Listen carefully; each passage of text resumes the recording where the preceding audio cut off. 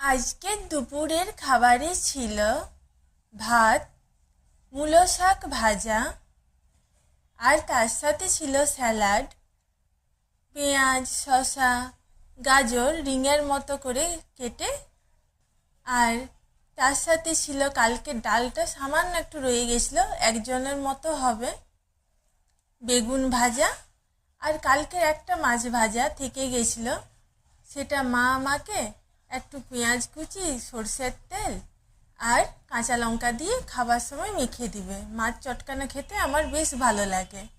আর ছিল তরকারিতে আলু কুমড়োর তরকারি।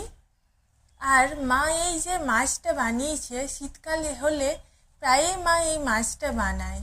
বাঁধাকপির পাতা, ভেতর দিকের কচি পাতাগুলো দেয়, আর তাতে সামান্য সর্ষের জল, খুব সামান্য, আর টমেটো দিয়ে, আমাদের তো কাঁচা লঙ্কা দিয়ে চলে না, দাদা আর বাবা খায় না বলে কাঁচা লঙ্কা চিড়ে দিলে আরও সুন্দর স্বাদ হয়।